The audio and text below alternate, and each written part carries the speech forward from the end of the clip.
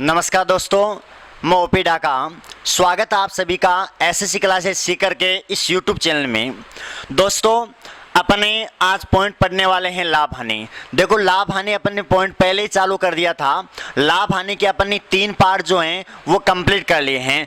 आज जो बच्चे नए जुड़ रहे हैं वो बच्चे पहले जो 3 पार्ट आपको पढ़ाए हैं लाभ हानि के पीछे, वो पार्ट एक बार क्लियर कर लेना, ताकि चौथे पार्ट में अपन जो डिस्कस करेंगे वो आपको अच्छी तरह से समझ में आ जाए भाई, ठीक है ना। तीसरे पार्ट के लास्ट में अपन ने ये देखा था कि भाई वस्तु का क्रय मूल्य वस्तु के विक्रय मूल्य के बराबर दिया था और लाभ या हानि प्रतिशत का मान अपन ने ज्ञात किया था। जैसे मैं एग्जांपल आपको एक क्वेश्चन के रूप में बताता हूं कि 10 वस्तु का क्रय मूल्य 15 वस्तुओं के विक्रय मूल्य के बराबर है, तो लाभ या हानि प्रतिशत ज्ञात कीजिए। यहां तक अपन ने क्वेश्चन जो है वो तीसरे पार्ट में डिस्कस है वो कर चुके हैं, ठीक है। अब चौथे पार्ट में अपन डिस्कस करने वाले हैं प्रतिशत वृद्धि या कमी आपको दी हुई हो, प्रतिशत वृद्धि या कमी दी हुई हो,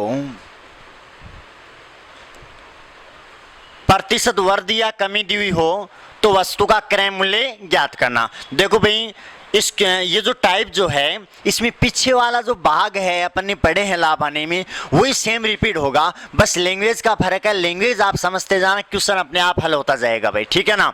क्वेश्चन पढ़ेंगे आप सभी बच्चे। एक विक्रेता किसी वस्तु को 10% लाभ पर बेचता है। यदि उसने वस्तु को 10% कम दाम में खरीदकर 5 रुपए कम में बेचता, फिर भी उसे 20% का लाभ होता, तो बताइए उसने वस्तु कितने रुपए में खरीदी। तो देखो भाई, पहले वस्तु को वो 10% के लाभ पर बेचता है, तो मान लेते हैं वस्तु कितने में खरीदी, 100 में। 10% लाभ, लाभ होता है 100 में जोड़ के लिखते हैं, हानि होती है 100 में से घटा के लिखते हैं। तो देखो भाई, 10% लाभ का मतलब कितने में बेच देगा, 110 में। फिर ये बोल रहा है कि 10% कम में खरीदता। 10% कम में खरीदने का मतलब है ये पहला प्रारंभिक विक्रय मूल्य है, और 10% कम का मतलब घटा हुआ क्रय मूल्य क्या होगा, वो 100 में खरीद कर वो बोल रहा मैं वस्तु को कितने में खरीदता, 90 में खरीदता।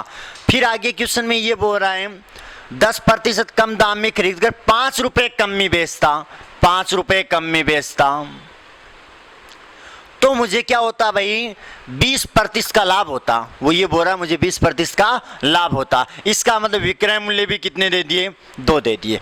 अब आप बताओ 20% का लाभ कब होता, जब वो 10% कम में खरीदता। इसका मतलब 20% का लाभ यहाँ 100 पर नहीं होगा, 20% का लाभ यहाँ पर किस पर होगा भाई, 90 पर होगा। तो 90 पर 20% लाभ का मतलब होता है 90 का 120%। बोलो क्लियर है ना, 90 का 120%। बार निमा का 108 में वस्तु को बेचता। बोलो क्लियर है ना।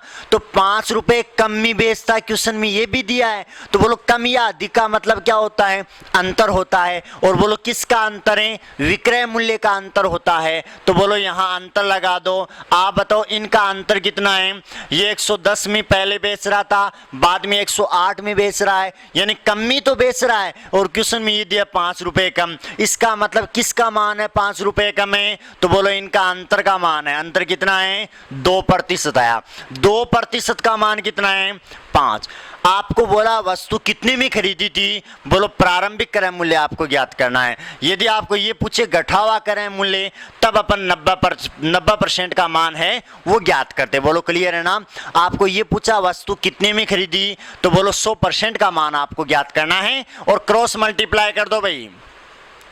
2a बराबर है 100 इंटू में 5, तो a बराबर कितना आया, 5 25 250 रुपए। बोलो वस्तु का क्रय मूल्य कितना आ गया, 250 रुपए। बोलो क्लियर है ना। लैंग्वेज है उसको अच्छी तरह से समझ के आप पीछे वाली थ्योरम पे आ जाना। और पीछे वाले वीडियो में मैंने बताया था कि कम या अधिक का मतलब विक्रय मूल्य का अंतर होता है, लेकिन इसमें क्रय मूल्य आपको 2 दे दिए, विक्रय मूल्य 2 दे दिए, और अंतर का मान दे दिया। क्लियर है ना।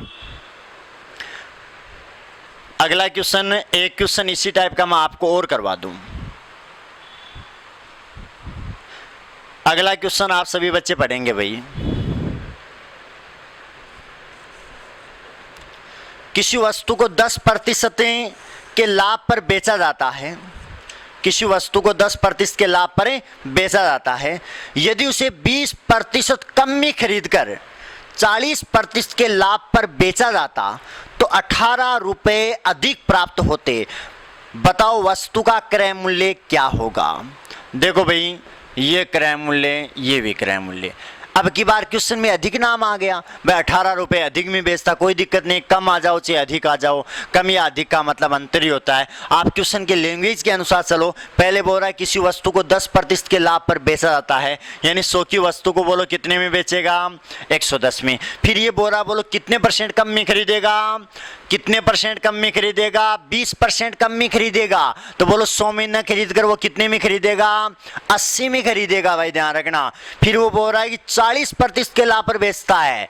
40% के लाभ पर बेचने का मतलब है किसका 40% लाभ है, 80 का या 100 का। कम करने के बाद 40% के लाभ पर बेचता है, इसका मतलब है 80 पर 40% के लाभ पर बेचता है। तो बोलो 80 का कितना % निकालूं, 40%। लाभ का मतलब है 140%। तो 140 बटा 100 कितना, 14 चौक 56 दूनी 112। ध्यान रखना भाई, यहां आप सीधा 40% लाभ का मतलब 140 मत कर देना। क्रय मूल्य को कम किया, फिर उस पर 40% का लाभ है, तो बोलो 80 पर 40% का लाभ आपको निकालना है। तो 80 का 140% आपको निकालना है। अब आप ये बताओ, क्वेश्चन में अधिक नाम दे दिया, पीछे वाले क्वेश्चन में कम नाम दिया था। कोई दिक्कत नहीं है, कम या अधिक का मतलब क्या होता है, अंतर होता है। आप बताओ यहाँ 110 और ये 112, ये 112 अधिक ही तो है, तब अधिक नाम दे दिया। बोलो अंतर कितना है इनका, 2 है। आप बताओ 2 का मान क्वेश्चन में दिया कितना है, 18 रुपये अधिक। बोलो ये तो दिया है 18 रुपये अधिक, अर्थात 2% का मान कितना है, 18 है। आप बताओ वस्तु कितने में खरीदी थी, ये पूछा है, तो 100% का मान ज्ञात करना है और क्रॉस मल्टीप्लाई कर दो भाई। 2a बराबर 18 इंटू में 100, बोलो कितना आ गया, 900। वस्तु कितने रुपए में खरीदी थी, तो दोस्तों आंसर आएगा 900 रुपए में खरीदी थी। ध्यान रखना भाई, ठीक है, क्लियर है।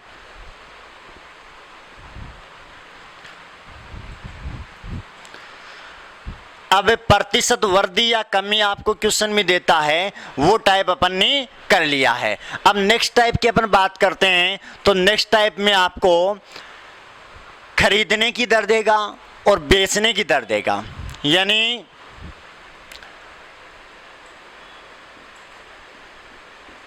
खरीदने की दरें और बेचने की दर देता है। देखकर क्या पूछेगा, लाभ या हानि प्रतिशत, ठीक है। यानी खरीदने की भी दर देगा, आपको रेट देगा, और बेचने की भी रेट यानी दर देगा, और लाभ या हानि प्रतिशत आपको पूछेगा। तो कैसे अपन हल करेंगे क्वेश्चन को समझना भाई, ठीक है। क्वेश्चन पढ़ेंगे आप सभी बच्चे। 5 रुपए में 8 की दर से नींबू खरीदकर उसे 3 रुपए में 4 की दर से बेच दिया जाता है, तो कितने प्रतिशत की लाभ या हानि होगी। देखो 5 रुपए में 8 की दर से तो खरीदे, कोई दिक्कत नहीं है। फिर अगली लाइन में ये बोल रहा 3 रुपए में 4 की दर से बेच दिए। 5 रुपए में 8 की दर, 3 रुपए में 4 की दर।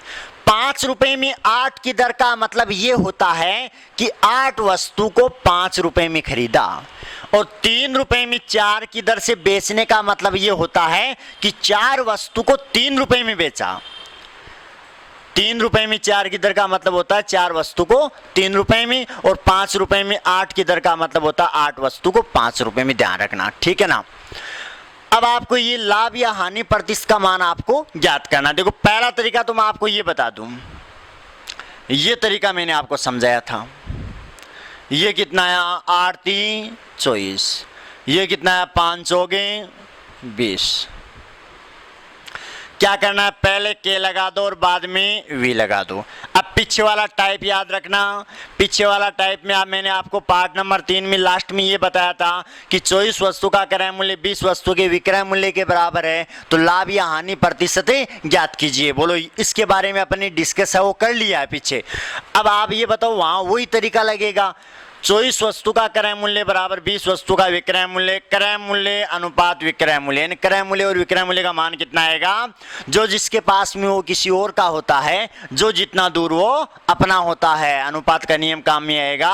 क्रय मूल्य के पास में 24 है विक्रय मूल्य का, विक्रय मूल्य के पास में 20 है किसका, क्रय मूल्य का। आप बताओ वस्तु को खरीदा कितने में, 20 में, और वस्तु को बेचा कितने में, 24 में। आप बताओ लाभ हुआ या हानि हुई, लाभ हुआ ना, बोलो लाभ कितने का हुआ, लाभ 4 का हुआ, यानी 20 में खरीद के 24 में बेचा, 4 रुपए का लाभ हुआ। लाभ प्रतिशत बराबर लाभ बटा क्रय मूल्य इंटू में 100, तो बोलो 20 बन जाओ 100, 5 हो गए 20, यानी उत्तर क्या है आपका 20% का लाभ। बोलो आंसर क्या है, 20% का लाभ। ये तो पीछे जो अपन ने टाइप पढ़ा था उसके मेथड से मैंने क्वेश्चन को हल कर दिया। एक तो तरीका ये है। अब मैं एक तरीका आपको और बताने जा रहा हूं। दूसरा तरीका क्या है, देखो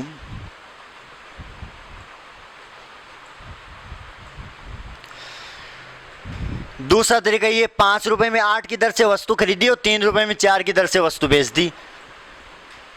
5 रुपए में 8 की दर से वस्तु खरीदी और 3 रुपए में 4 की दर से वस्तु बेच दी। इसका मतलब तो आपको अभी बताया था, 5 रुपए में 8 की दर यानी 8 वस्तु को 5 रुपए में खरीदा और 3 रुपए में 4 की दर यानी 4 वस्तु को 3 रुपए में बेचा। कोई दिक्कत नहीं है। आप ये बताओ यहाँ कितनी वस्तु खरीद रहा है, 8 वस्तु, बेच कितनी रहा है, 4 वस्तु। आप एक काम कर लो, वस्तु को बराबर कर लो, और मैंने जिस दिन लाभ हानि जो पॉइंट है वो अपन ने चालू किया था, उस टाइम मैंने आपको ये बताया था कि आप चाहे एक वस्तु खरीद के एक वस्तु बेच दो, चाहे अनंत वस्तु खरीद के अनंत वस्तु बेच दो, प्रतिशत में जो लाभ या हानि का मान आता है वो एक के लिए और अनंत के लिए बराबर आता है। लाभ और हानि बराबर नहीं आती है, लाभ या हानि प्रतिशत का मान बराबर आता है। तो चाहे तो आप एक वस्तु का क्रय मूल्य और एक वस्तु का विक्रय मूल्य लेके भी हल कर सकते हैं, उत्तर वही आना है। चाहे आप 8 वस्तु ये है तो ये भी 8 वस्तु यहां पर लेके क्वेश्चन को हल कर सकते हैं, आंसर वही आना है। ठीक है ना। तो आप एक काम कर लो, यहां पर इजी ये रहेगा, वस्तु को बराबर कर लो। वस्तु को बराबर करूंगा तो बोलो ये तो 8 वस्तु है, इसको भी 8 करूं तो कितने से मल्टीप्लाई करना पड़ेगा, 2 से। अब बोलो 2 से अकेले करूंगा तो ये नाराज हो जाएगा, पूरी इक्वेशन को साथ में लेना पड़ेगा। तो बोलो ये कितना आ गया यहाँ पर, ये तो 6 आ गया और ये कितना आया, 8 आ गया, है ना। की दर का मतलब ये वस्तु है और ये भी वस्तु है, यानी 8 वस्तु को कितने रुपए में खरीदा, 5 रुपए में, और 8 वस्तु को कितने रुपए में बेचा, 6 रुपए में। वस्तु बराबर करनी है आपको। अब एक बात बताओ आप कि 5 रुपए में वस्तु को खरीदा और 6 रुपए में वस्तु को बेचा, आप बताओ हुआ क्या, इनको लाभ हुआ। कितने का हुआ, 1 का हुआ। लाभ प्रतिशत बराबर लाभ बटा क्रय मूल्य, कितना, 5 इंटू में 100। लाभ प्रतिशत बराबर लाभ बटा क्रय मूल्य इंटू में 100, बोलो क्या आ जाएगा, 20। आंसर है 20% का लाभ। क्लियर दोस्तों, ठीक है ना। किसी भी तरीके से कर लेना, क्वेश्चन की लैंग्वेज को बढ़िया तरीके से समझना। की दर का मतलब वस्तु होता है, रुपए आपको दिए होते हैं, इसका मतलब 5 रुपए में 8 की दर, तो 8 वस्तु को 5 रुपए में। ठीक है ना।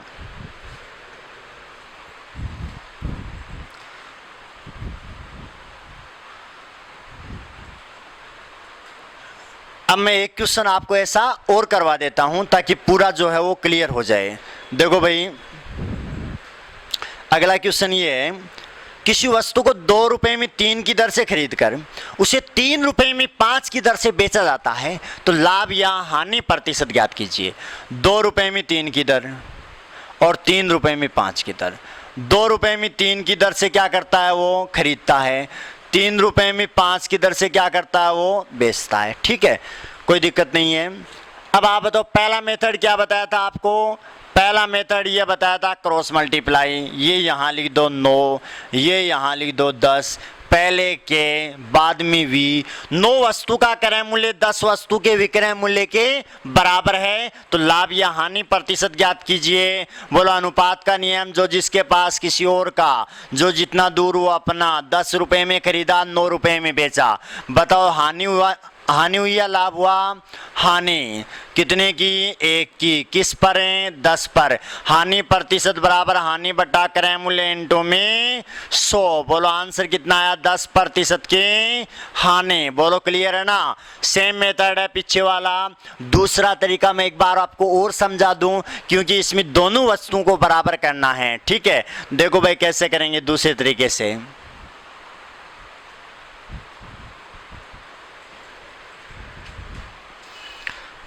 2 रुपए में 3 की दर और 3 रुपए में 5 की दर। ये वस्तु है, 3 वस्तु को 2 रुपए में, 5 वस्तु को 3 रुपए में। वस्तु को बराबर करो पहले।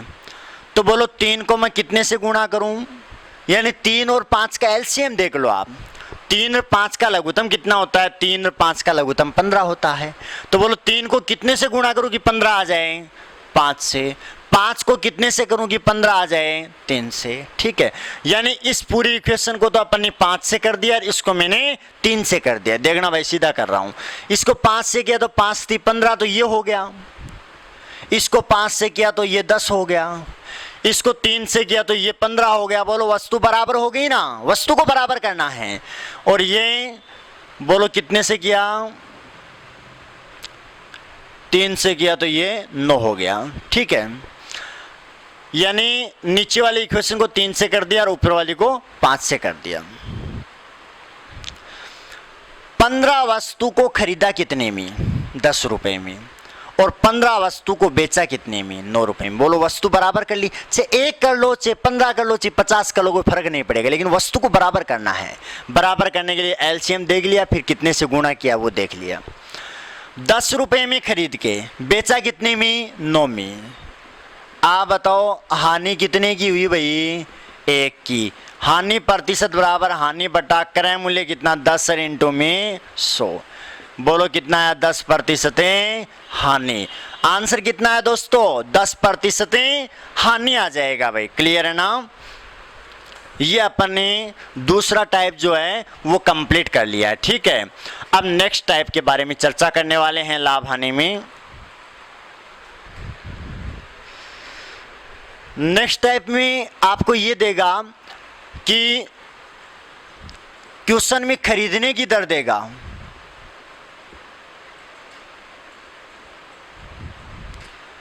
और बेचने की दर देगा,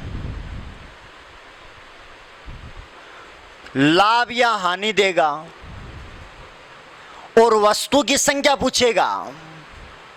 बोलो क्या पूछेगा, वस्तु की संख्या, यानी खरीदने तथा बेचने की दर देगा, लाभ या हानि कितने रुपए की है वो देगा, और वस्तु की संख्या पूछेगा। कोई दिक्कत नहीं है। जो सबसे पहले मैंने शुरुआत में बात बताई थी, यानी पहले पार्ट में बात बताई, वो यहां काम में आएगी। देखो कैसे क्वेश्चन पढ़ेंगे आप सभी। क्वेश्चन ये है, किसी वस्तु को 3 रुपए में 5 की दर से, यानी क्वेश्चन ये है, सॉरी, एक विक्रेता 3 रुपए में 5 की दर से नींबू खरीदकर 5 रुपए में 8 की दर से बेच देता है, तो उसे 18 रुपए का लाभ होता है।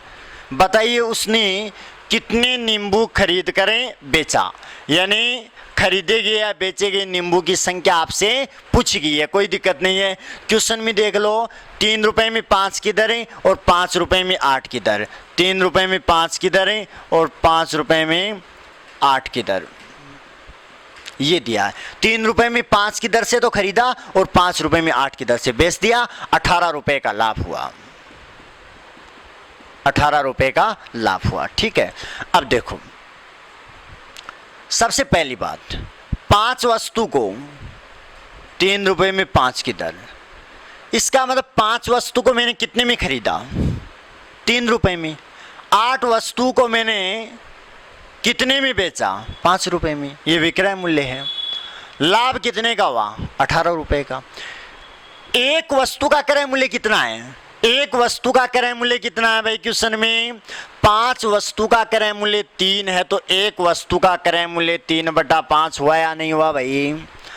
8 वस्तु का विक्रय मूल्य 5 है, तो एक वस्तु का विक्रय मूल्य 5/8 हुआ या नहीं हुआ। ये क्रय मूल्य और ये विक्रय मूल्य, ठीक है, एक एक वस्तु का निकाला है। आपको ये पूछा कितनी वस्तु खरीदी या कितनी वस्तु बेची, यानी कितने नींबू खरीदे या कितने नींबू बेचे, ये पूछा गया आपसे।